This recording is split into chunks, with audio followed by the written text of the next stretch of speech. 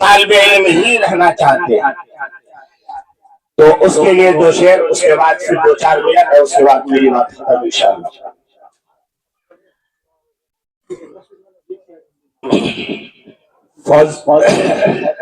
ان کی قسمت دیکھیے کتنی عظیم الشان ہے. ان کی قسمت دیکھیے کتنی عظیم الشان ہے. ان کی قسمت دیکھیے کتنی عظیم الشان ہے. فضل رب سے جسے کا بیٹا، فضل رب سے جسے کا بیٹا حافظ قرآن ہے. فضل رب سے جسے کا بیٹا حافظ قرآن ہے. اور جن کے سینے میں ایک بھی آیت قرآن نہیں، جن کے سینے میں ایک بھی آیت قرآن نہیں، ان کا سینہ سنسان ہے، ویران ہے. ان کا سینہ سنسان ہے، ویران ہے. فضل رب سے جس کا بیٹا حافظ قرآن ہے.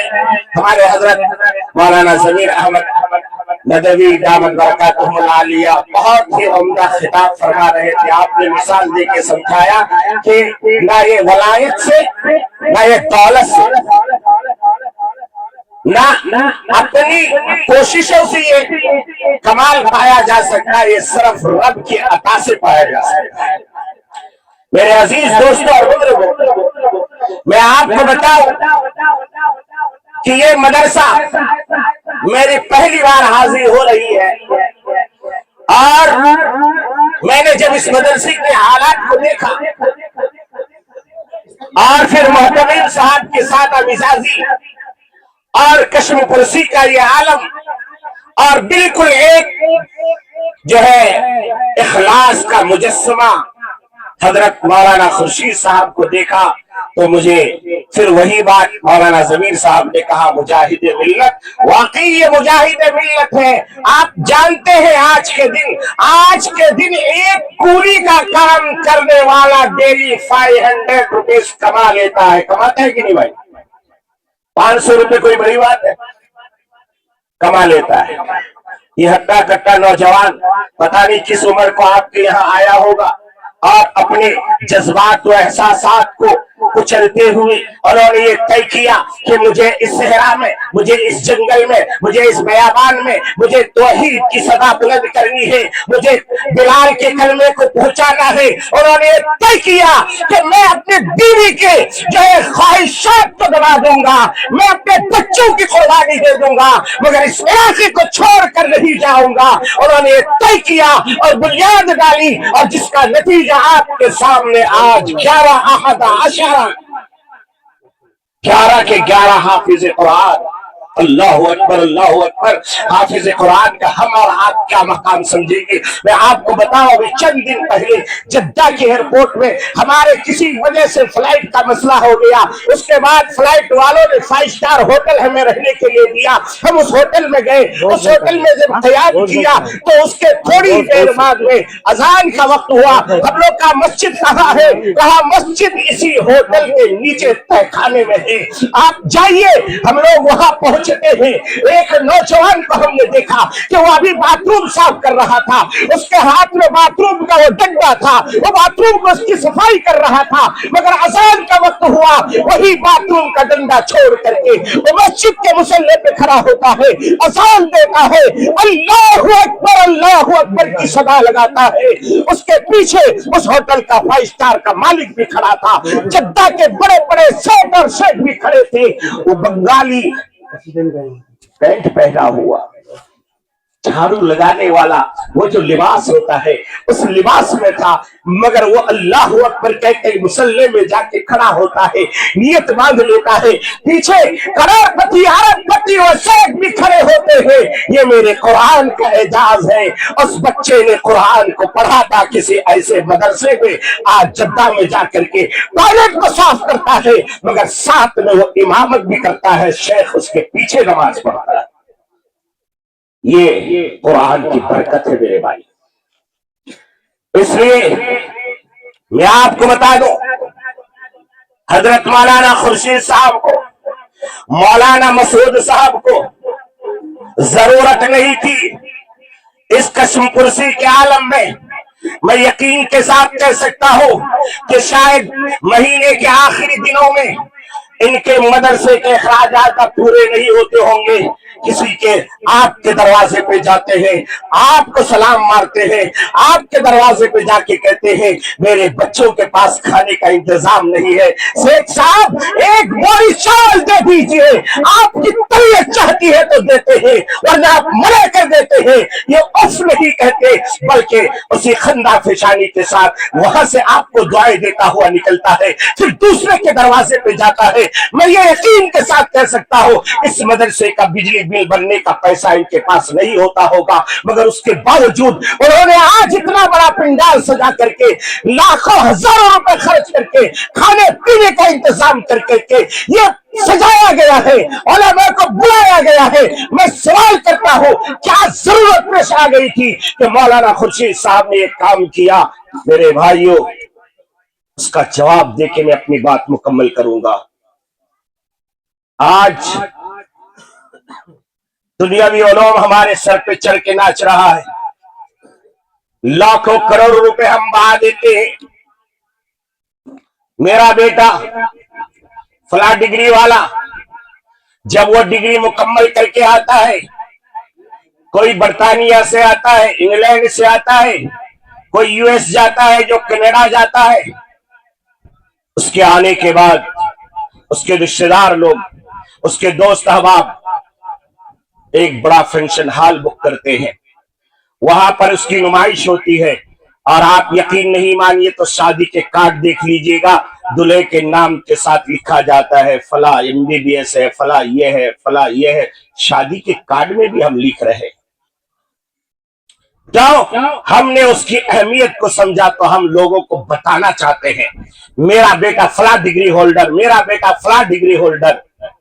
मगर ये मासूम बच्चे बेचारे किसी गांव से आए, देहात से आए, इन बच्चों के माँ बाप एक वक्त की रोटी को तरसते हैं, कभी कभी ये अपने बच्चों की भूख नहीं मिटा सकते, इसलिए लाके मदरसे में छोड़ देते हैं। ये बच्चा दिनों रात सुबह से शाम तक ये हजरत मौलाना बैठे हुए हैं, काला अल्लाह काला रसूल में इनकी जिंदगी गुजरती है। इनको जरा पूछिए, मदरसे का एक बच्चा सुबह सवेरे फजर के वक्त उठता है, आंखें मलते मलते उठता है, वजू करता है, ठंडा पानी से वजू करता है, अल्लाह का कुरान खोल के पढ़ता है। मैं अगर गलत बोलूंगा मुझे रोक दीजिएगा। अल्लाह ताला कहते हैं अगर तुम मुझसे बात करना चाहते हो मेरा कुरान पढ़ो। वो मासूम बच्चा सुबह फजर के बाद उठ करके कुरान की तिलावत कर रहा है, अल्लाह से बातें कर रहा है। थोड़ी देर के बाद पानी जैसा दाल मिला, कुछ 2-4 दाने डाल के खिचड़ी बनाई गई, वो खिचड़ी खा करके मदरसे का वो मासूम सा बच्चा फिर दोबारा अल्लाह का कलाम लेके बैठता है, फिर कुरान की तिलावत करता है, 10-11 बजे तक कुरान पढ़ता है। फिर उसके बाद जो है मौलाना मसूद साहब, मौलाना खुर्शीद साहब कहीं से जा करके किसी का हाथ पांव पकड़ करके कुछ लेके आते हैं, कुछ पका खिला देते हैं। वो बच्चे नहीं देखते कि इसमें नमक है कि नहीं, इसमें मिर्ची है कि नहीं, पेट भर के खा के सो जाते हैं, फिर उठते हैं, फिर कुरान की तिलावत। सुबह को देखो कुरान पढ़ रहा है, दोपहर के देखो कुरान पढ़ रहा है, मगरिब के बाद देखो कुरान पढ़ रहा है, यहां तक के इशा के बाद भी कुरान की तिलावत करते करते करते करते बच्चा मासूम सो जाता है। आपने देखा होगा बहुत सारे लोग रात में ख्वाब में बड़बड़ाते हैं, उठा के ले आओ जी, ये इस्माइला दियो जी, ये टाइट करो जी। क्यों कर रहा है भाई? ये दिन भर यही कर रहा था। یہ نیک ٹائٹ کر رہا ہے، یہ ڈھیلا کر رہا ہے، یہ اٹھا رہا ہے، یہ بیٹھا رہا ہے، یہی کر رہا تھا دن بھر یہ کرتے کرتے جب رات میں بیوی کے پاس سویا تو اس کو محسوس نہیں کہ میں بیوی کے پہلو میں ہوں، بلکہ وہ یہ سوچتا ہے میں دکان میں ہوں، وہی چیزیں دہرانے لگتا ہے۔ یہ معصوم سا بچہ دن بھر قرآن کے ساتھ گزارا ہے، رات میں سوتا ہے تو وہ پڑھتا ہے یاسین والقرآن الحکیم انک لمن المرسلین علی صراط مستقیم۔ رات کے 2 بجے ہیں، محتمین صاحب گھوم رہے ہیں کہ بچوں کے ساتھ کیسے سو رہے ہیں بچے، دیکھا تو بچہ سویا پڑا ہے مگر یاسین کی تلاوت کر رہا ہے۔ سمجھ میں آ رہا ہے آپ لوگ کی نظریں کہیں اور دکھ رہی ہے، ایسا لگ رہا ہے کہ میں غلط بول رہا ہوں، اس لیے میں اپنی بات یہی ختم کرنا چاہتا ہوں، کیونکہ ہمیں اس چیز کو بانٹنا نہیں ہے جس کو لوگوں کو ضرورت نہیں۔ الحمدللہ میں 2 گھنٹہ 3 گھنٹہ بولتے ہیں، لوگ سنتے ہیں، آپ کی نظریں کہیں اور میں بولوں یہ مجھے گوارا نہیں ہے۔ سمجھ میں آیا؟ اس لیے اگر سننا ہے تو سنیے، ورنہ ہمارے خادم قوم و ملت حضرت مفتی افتخار صاحب دامت برکاتہم تشریف لائیں گے اور دستار بندی ہو جائے گی اور دعا ہو جائے گی، ویسے بھی اذان ہو چکی ہے۔ حضرت کو بلا لیا جائے۔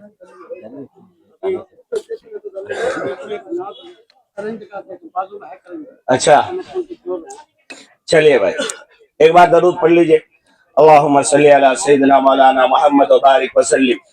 سلمان صاحب آئے تھوڑا یونیورسٹی ہے، اچھا اس کا پریسیڈنسی کا جو نام ہے سلمان صاحب۔ تو میں آپ کو بتا رہا تھا قرآن کریم دنیا میں آیا تھا ہمیں ہماری سرفرازی اور سربلندی کے لیے۔ میں نے جو آیت کریمہ تلاوت کی ادھر ابھی میں گیا ہی نہیں، میں آپ کے ذہنوں کو سجا رہا تھا مگر اتنے میں مائک چلا کہ آواز چلی گئی تو پھر ہم کو ایڈجسٹ کرنا پڑا۔ اب ہمارے مہمان مکرم حضرت سلمان صاحب جو ایک بہت بڑا کام کر رہے ہیں، پریسیڈنسی یونیورسٹی کا مقام حاصل کر چکا ہے، ہم 20,000 بچے ہاں میں دل سے دعا کرتا ہوں کہ اللہ تبارک و تعالی اس یونیورسٹی کو دین دگنی رات چوگنے طریقے عطا فرمائے اور نظر بد سے بچائے اور خوب خدمت کرنے کی توفیق عطا فرمائے۔ ہمیں بہت خوشی ہوتی ہے کوئی نوجوان اگر اس معاملے میں آگے بڑھتا ہے، اس لیے کہ پیارے آقا محمد عربی صلی اللہ تعالی علیہ وسلم نے فرمایا تم اطلب العلم ولو کان بالسین، کہ اے لوگوں اگر علم حاصل کرنے کے لیے تمہیں چائنا جانا پڑے تو جاؤ مگر علم کو حاصل کرو۔ اشارہ میرے آقا محمد عربی صلی اللہ تعالی علیہ وسلم نے اس زمانے میں چائنا کا نام لیا جب چائنا کا چے بھی نہیں بنا تھا اور سی بھی نہیں بنا تھا، مانتے کی نہیں؟ اسی لیے کہا گیا اولین و آخرین کا علم دے کر کے میرے آقا محمد عربی صلی اللہ علیہ وسلم کو دنیا میں بھیجا گیا۔ میں مبارکباد دیتا ہوں اس مدرسے والے کو اور یہاں کے ذمہ دار احباب کو کہ آپ نے اس جنگل میں آپ نے منگل بنایا، اللہ آپ کے علم میں عمر میں خوب برکت عطا فرمائے۔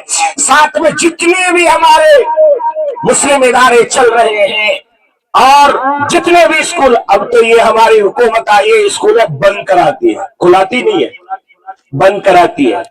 اسکول بلاؤ بلڈوزر چلا دیتا ہے، پھر کیا کھولو گے؟ شراب کھانے کھولو لائسنس ملے گا، جوا کا اڈا کھولو لائسنس ملے گا، اسکول کالج بناؤ بلڈوزر چلاؤ۔ میرے بھائیو تو میں آپ کو بتلا رہا تھا کہ اس قرآن کا اعجاز ہے کہ جب یہ بچہ پڑھتا ہے، جیسے ہمارے حضرت نے فرمایا کہ اللہ اس کے اعجاز میں یہ دے گا کہ 10 جہنمی کو جنت دلائے گا۔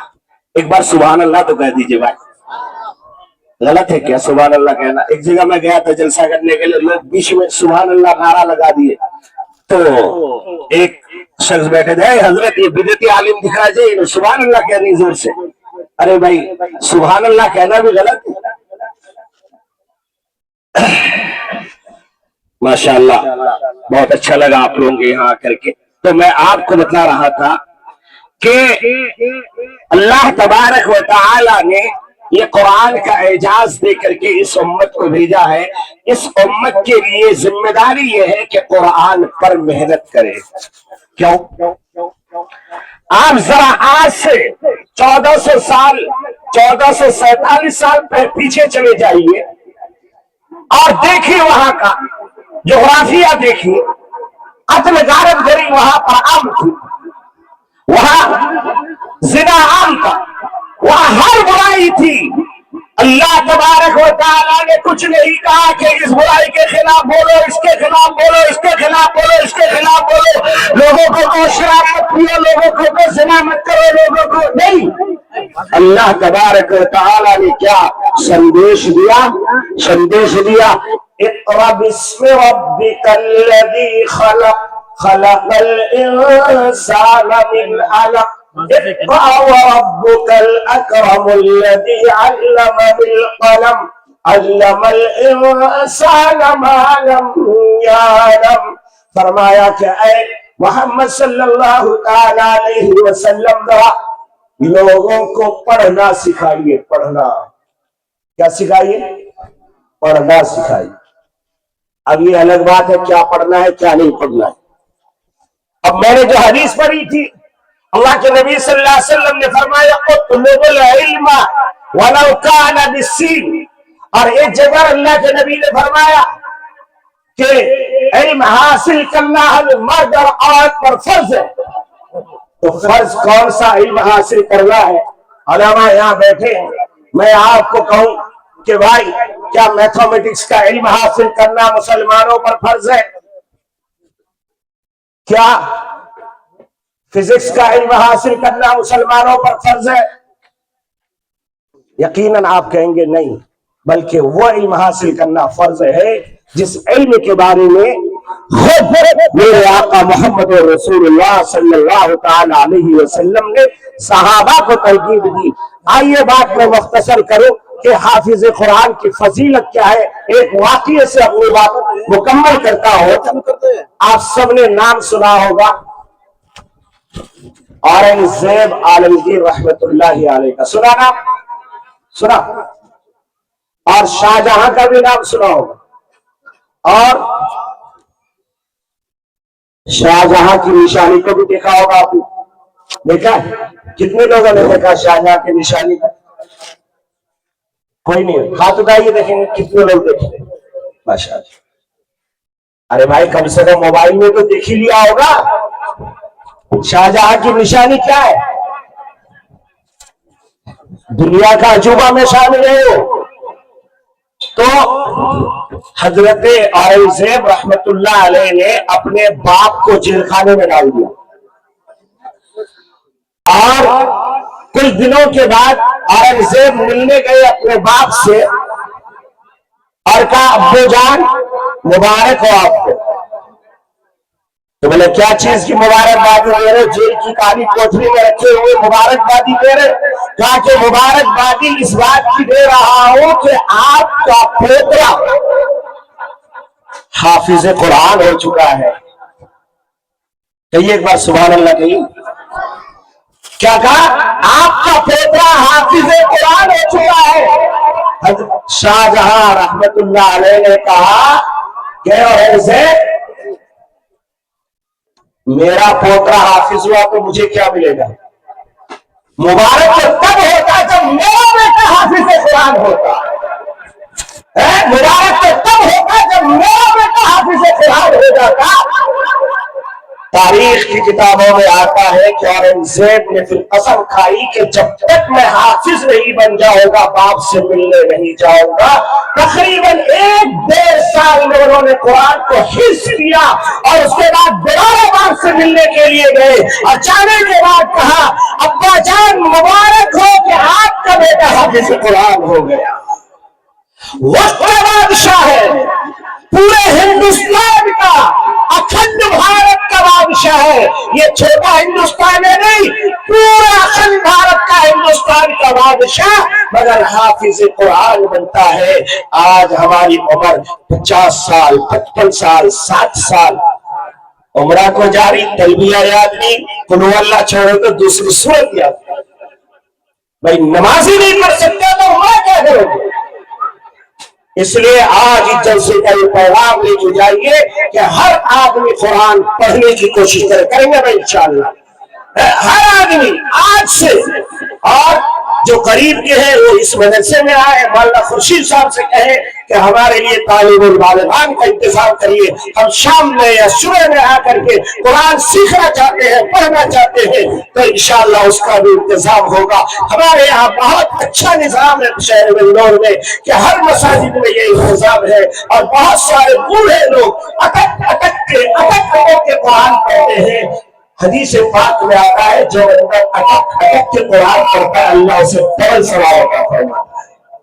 میرے ہاں بات کہیں سے کہیں چلی گئی، وقت بھی ہو چکا، ہم سب کے رہبر و رہنما آ چکے ہیں۔ میں اب بلا کسی تاخیر اپنی بات یہی ختم کرتا ہوں۔ انشاءاللہ یار زندہ صحبت پاک کی پھر کبھی ملاقات ہوگی تو بات کریں گے۔ وآخر دعوانا الحمدللہ رب العالمین۔ السلام علیکم ورحمۃ اللہ وبرکاتہ۔